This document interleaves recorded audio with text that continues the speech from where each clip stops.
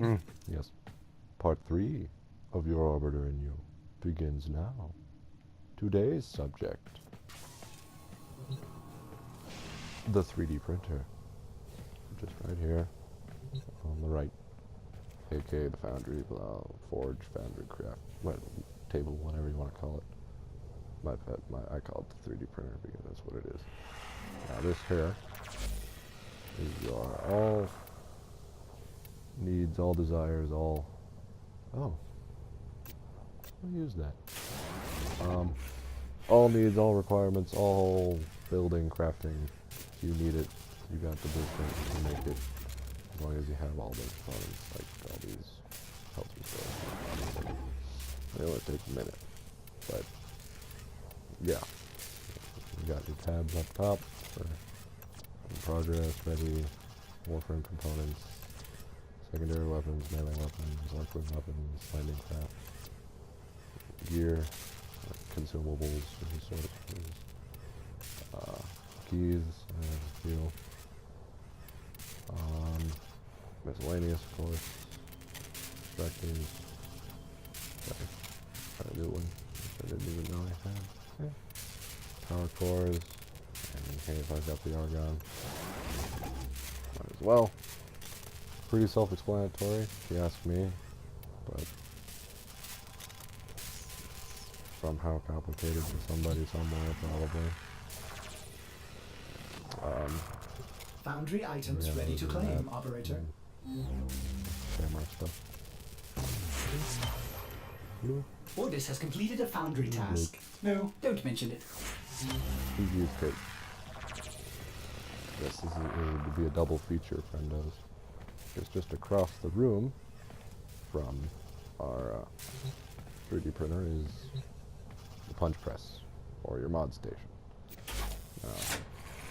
I just realized I was going to go over this in one bigger video later, so, I mean, I could probably do it now. Might as well. Mods are a pivotal component of this game, like, one of the most important things you will ever need for anything ever will be a mod. Now, you start off, mods drop, they have 3 different rarities. Let's go, boom, rarity. You start off with platinum rarity mods, which are usually your primed mods. I have a few here, Primed Vigor, Continuity Fury, and Point Blank. Now these you can either get from buying them from other players, if they happen to have one, or they cost a lot of ducats and a lot of credits from Barokatir if he has any at all, or multiple, but they are very nice. Very, very nice mods, like, the best of the best. Very good. Then just below them, you have gold rank mods. Now these are like the second rarest of them. They got good stats. Like usually stances are this rank. Then you go down from gold to, of course, oh wow, silver. Silver mods. They're, I mean, usually pretty good.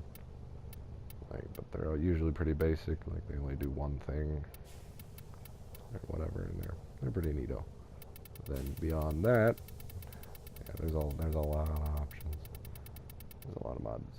And then you go all the way down to bronze mods that usually aren't the best things ever, but like the basic, like shield boosts and health boosts and armor boosts are all these. Like these are all your utility, like reload speeds, increased health, like just basic stat ups that aren't like anything particularly special or interesting. They just kind of help you out, reload speed, yada yada blada. Now, you may have noticed that some of these mods, like this striker here, have like 4 little blue dots, or my steel fiber is maxed out, because every mod you have can be upgraded to become a better version of itself. So like, see, this is a maxed steel fiber, which means it costs, well, it gives me 110% extra armor, whereas an unranked one with no upgrade is only 10%. So upgrading mods is always a good idea. Now, to upgrade mods, you use the endo systems. What you do let's see. Just rearrange everything. Like, let's see. I haven't upgraded to chilling reload. Maybe I have. Nope, haven't. Actually, no. Oh, no. Chaos Sphere mod. I need to upgrade that. That's an augment.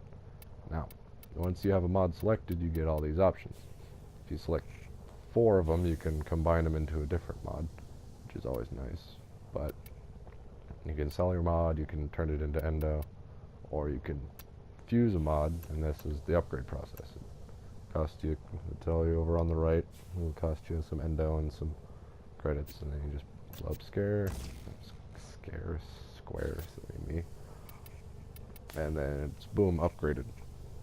Now, the other options you of course have is, well, how do you get endo? For the most part, is you take a handful of mods you don't really want, you can select all of them, you can either sell them for extra credits, or what I always do is just turn them into endo. Because endo is a lot harder to get than just credits. And then, once you have enough endo, it's just over there on the top right, above Ayaton Treasures, is what you use to go back and make them better. Or, let's do a fuse real quick, just to show what it's like. It'll cost you some credits. Let's see what happens if we take 4 rounds. Well, we got a crummy mod. Oh well. It is kind of randomized. Well, let's do 4 Cleaving Whirlwinds because I have 9. Let's see what happens. Oh dang! Huh. I have never seen that one before. That's brand new to me. You know, see? This is what happens when I don't play the game properly and never transmute, even though I have plenty of things to transmute. Brand new mod, never had that before, never even knew it existed. And boom, there it is. Live for you on a video, so I can talk about it. But yeah. Ayaton Treasures are, you find them, you can loot stars and treasures occasionally, or sculptures. I don't have any currently because they're all put up. But the Ayaton Treasures, the sculptures and stars, like these little winged things I have all over the place, and big things. They're like one back there. They're just these cool little decorations. But to get them to move, you have to find enough stars to fill them. You know, like around the base there's 3 cyan stars, and like these ones have them in the front, and that one has them back there. So yeah, you got to find the treasure and find enough stars to make it move. Otherwise, it just kind of sits there like a regular sculpture. I mean, they're neato. There's some like bigger ones that are cooler. I haven't found too many. But yeah, you can actually go to there's a lady, I forgot her name. Tells you what I know. Maru. Yes, Maru's Bazaar, and you can turn the sculptures into more endo. And add the stars to themselves too, as far as I know. But then once mods, going back to mods finally, once you have the mods you want, you use them to upgrade your things. So like, here's all the mods again. So we have, there's three different kinds of mods you can put on a Warframe. You have Aura mods, Exilus mods, right? Would normally go right next to them, but I don't have a Exilus adapter on this Excalibur just yet. And then beneath that you have your regular mods. So the Aura mods are always great because they actually give you more mod slots. Like you'll notice over there on the left, beneath above all my stats, it has the capacity. I have 4 capacity left out of 78. It's because normally leveling up your frame or your weapon or whatever will get it 30 mod slots. So the more you level it up, the more mods you can put on it to make it a better weapon. But then once you have either a reactor for warframes or a catalyst for weapons, it'll double that up to 60. So then you can get even better upgrades and more of them. But then with a aura that gives me plus, it actually adds mod slots all the way another 18, which means I have 78 total, which is always nice. But then you can even go beyond that because of polarities. So if we just go over to this one, swap these out. polarities are nice, because if I put it, the little symbols are your polarities. So if I put this primed vigor in a spot with no polarity, it'll cost my capacity a whole 15 points of capacity, whereas if I move it into a slot where it lights up green, I move it into a slot that matches the color polarity, it'll cut the cost in half. And to add polarities, you use Forma, which I've already done twice on this particular Excalibur, and I could do again. But polarizing, the caveat to getting extra polarity is that once you do Forma it, it'll take it from rank 30 all the way back down to rank 0, and you'll have to level it back up again, which isn't the biggest thing ever or the hardest thing to do for the most part. In fact, it gives you something to do a lot of belch. Something to do a lot of the time. If you're out of things to do, you're like, oh my, this guy could be better, I could throw a Forma on there and get it. But if you get another mod, like this primed vigor costs considerably more than my regular vigor, and I just got this primed vigor like 2 days ago. And so like, I'm like, oh, maybe I need another one of these if I want to fit it onto one of my whatevers. See, I can do that. It's neato. But yeah, see, like, I don't have it on him right now because I don't need it. But we have like these match polarities and then this match polarities. I end up with 4 left over that I could use if I got an Exilus adapter, which is, what would it be?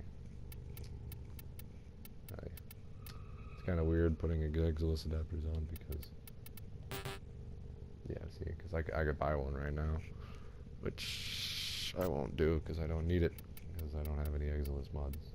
Now, to know if it's an Exilus mod or not, there's a little symbol right at the top that matches the one up there. But Exilus mods, you can put, like, on regular mod slots and use them as regular mods, if you really want to. Or you can get the Exilus adapter like I mentioned and could have done, and then you get a whole nother slot so it's not taking up one of your other things. Weapons for the most part work the same way, except they don't get auras or Exilus. And so they have all their mods and whatnot and what have you. Melee weapons, they have a stance slot. And the stance slot is cool because it gives you extra combos in addition to what the regular one is. Like this one, it's got all these cool names: Windless Cuts, Breathless Lunge, Beyond Reproach, Hook and Eye, yada yada blada. And the stance mods, just like the aura ones, give you extra mod slots. So they're always nice to have. And there's multiple. There's 3 different ones for Nikanas. I have all 3. I have 6 of one of them. But like we have Blind Justice, which is cool because it's a reversed grip, so you hold it backhand like a dagger instead of a sword, which is kind of cool. It's got some combo and it's nice.